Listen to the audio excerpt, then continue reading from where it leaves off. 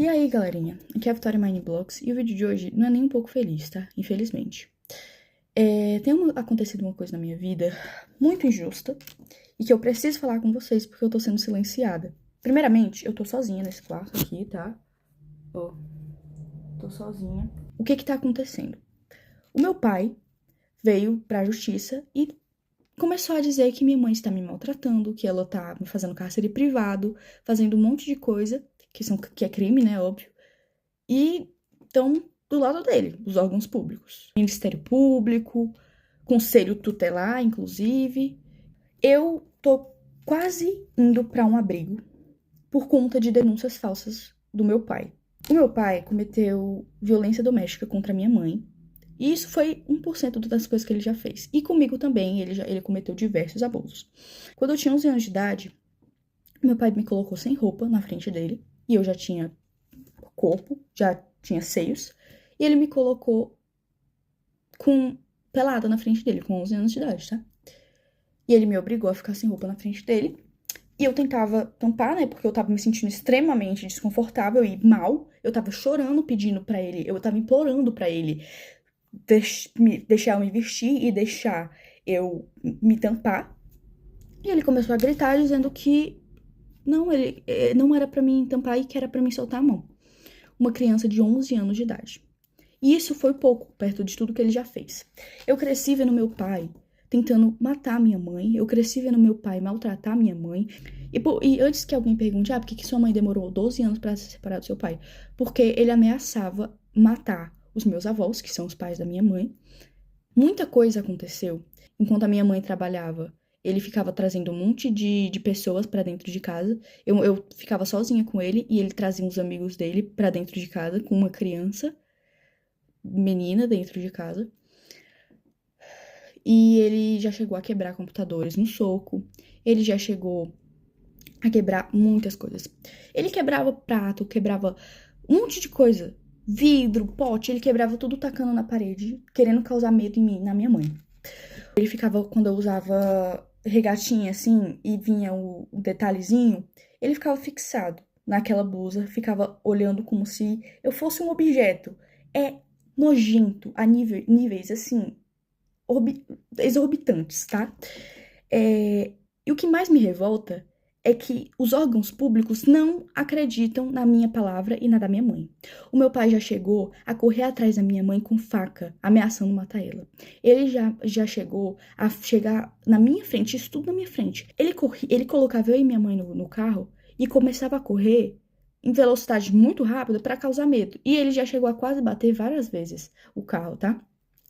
Então, assim, ele tá denunciando a minha mãe, dizendo que ela tá me maltratando, que ela é uma péssima pessoa, uma péssima mãe. Sendo que tudo que ele tá denunciando a minha mãe é coisas que ele fez. Porque ele cometeu os crimes. Ele que me abusou. Ele que me colocava contra a minha mãe, tá? Ele falava que a minha mãe não gostava de mim. Ele falava pra mim que a minha mãe, ela não se importava comigo. Sendo que a minha mãe morreria por mim, tá bom? A minha mãe faria de tudo, e ela faz de tudo por mim. Porque desde que eles se separaram, muita coisa aconteceu. Eu entrei em crises que eu tive que ser internada em hospitais psiquiátricos, tá? Eu tive que ser internada em clínicas porque eu tava tentando contra a minha própria vida. Eu tenho ideações suicidas por causa que o meu pai falava assim pra minha mãe: eu vou te enlouquecer até você se matar. Como eu disse, eu tive muitas crises. De todos os traumas que ele me deixou, não tinha como eu não agir diferente. Me desculpa, mas eu não conseguiria não ter crises.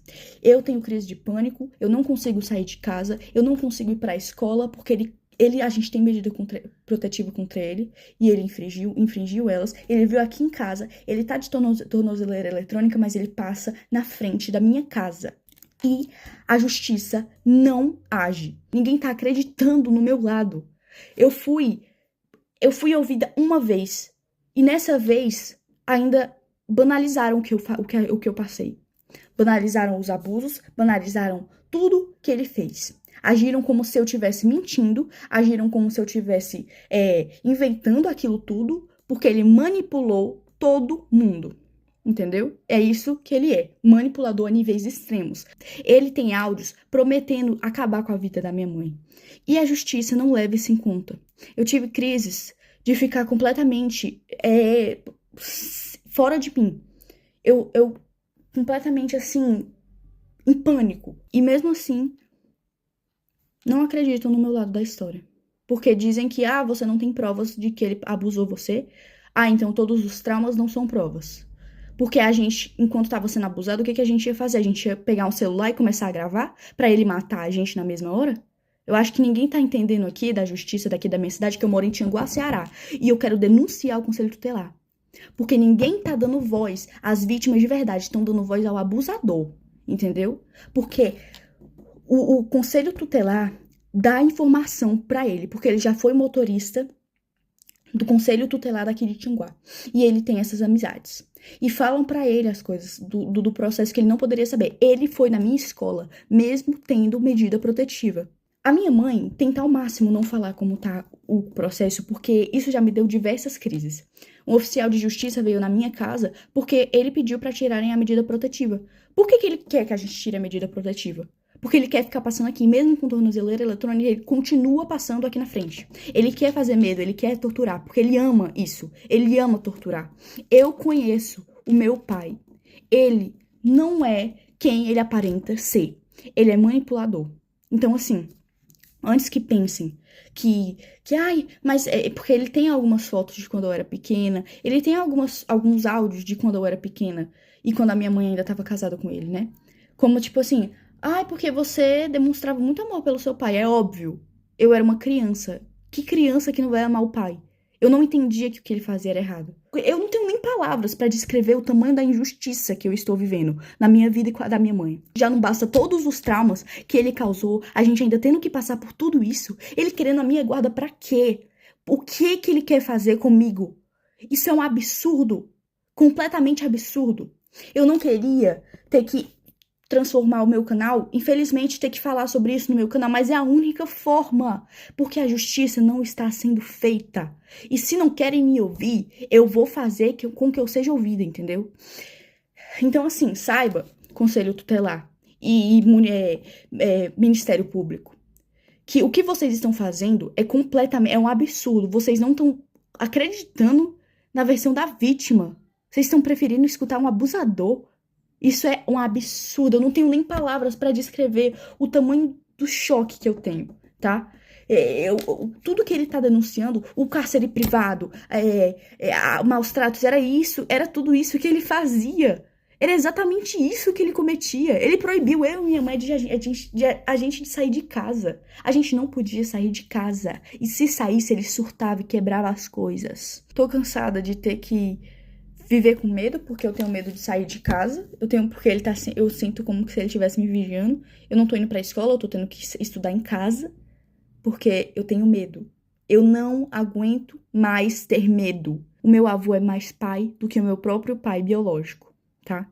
A minha avó é a minha segunda mãe. Eu tenho duas mães, a minha mãe mesmo e a minha avó. Mas o Jorge não se encaixa nisso. O meu pai não se encaixa nisso. Ele não é família. Ele só é genitor.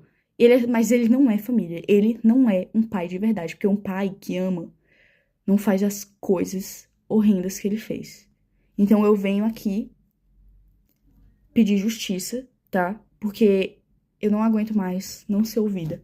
E eu quero pedir perdão se isso causou gatilho pra alguém, mas é o que tá acontecendo. Eu não posso esconder mais isso. Porque vocês me acompanharam desde que eu tinha 8 anos, então vocês merecem saber.